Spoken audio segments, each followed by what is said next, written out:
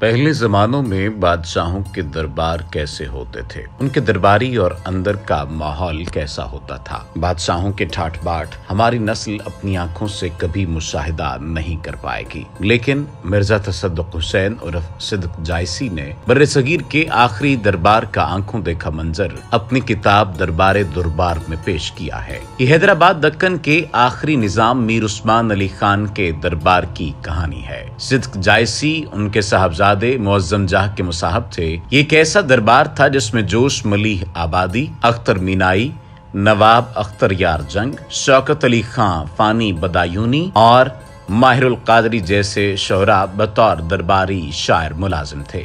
दरबारे Durbar के मुसन्निफ सिद्दीक जायसी ने 1936 के आखिरी महीनों में हैदराबाद दक्कन में कदम रखा और दहाइयों तक वो शाही दरबार से वाबस्ता रहे। डेली पाकिस्तान हिस्ट्री पर हम इस सीरीज में सिद्दीक जायसी के अपने अल्फाज में नाजरीन को दरबारी माहौल से आगाह करेंगे। ये सीरीज एक आपबीती की शक्ल में गुज़श्ता से पेवस्ता तर्ज पर नाजरीन की खिदमत में पेश की जाएगी। हमारा मशवरा है कि अगर कोई नाज़र बाद में इस सीरीज के साथ जुड़े तो वो पहले की किस्तें जरूर देख ले ताकि इसको सयाको सबाक की समझ आ जाए। इस किस्त में हम आपको बताएंगे कि प्रिंस की रोजा रखने के बाद क्या मसरूफियात होती थी और वो किस तरह अपना रोजा बहलाते थे। सिद्दीक जायसी के मुताबिक इनके दरबार से वाबस्ता होने के बाद माह सयाम का मुबारक महीना आ गया। दरबार से वाबस्ता लोगों को ईद के मौके पर शेरवानियां अता की जाती थी।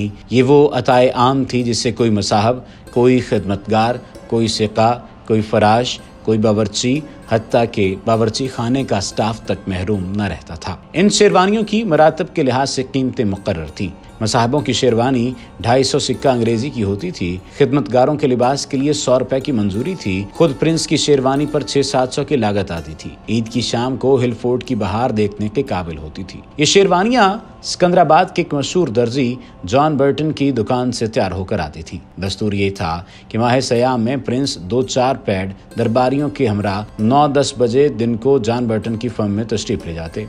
बर्टन शाहाना इस्तकबाल करता। फर्म के इस हिस्से में जहां सिर्फ शेरवानियों के थान होते थे, कुर्सियां बिछ जाती।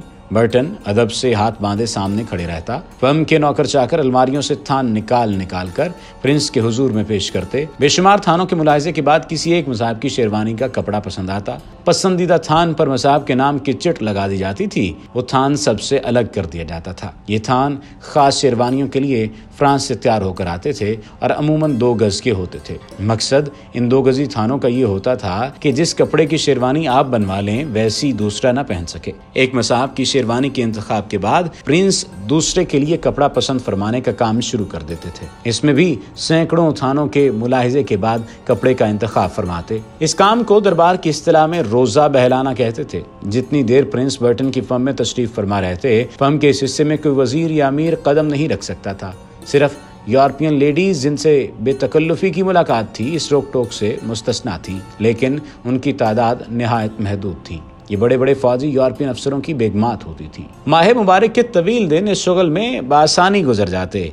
इस महीने के एहतराम में रात के मुशायरे मौकूफ रहते। डिनर के बाद रात के 2 बजे तक इधर उधर की बातें रहती। अक्सर व बेशतर मजहबी मसाइल मारज़े बहस में आते या औली अल्लाह के तज़किरे रहते। बीच बीच में अहले हुस्न का जिक्र भी रहता था। ईद के एक दिन पहले से अरबाब निशात के गिरोह जिन्हें ईद की रात के मुजरे के लिए दिल्ली, आगरा, लखनऊ और बम्बई से तलब किया जाता, हैदराबाद में उतरना शुरू हो जाते। शाम साहब उनकी सरबराही पर मुकर्रर होते। उस जमाने में शाम साहब की शान देखने से ताल्लुक रखती थी। सर पर कथई रंग की दस्तार जमाए, कमर से बकलोस बांधे इन मेहमानों की खिदमत गुजारी में ऐसा फख्र महसूस करते कि शायद ही किसी दरगाह के मुतवल्ली ने और उसकी मसरूफियात में इस तरह का फख्र महसूस किया हो।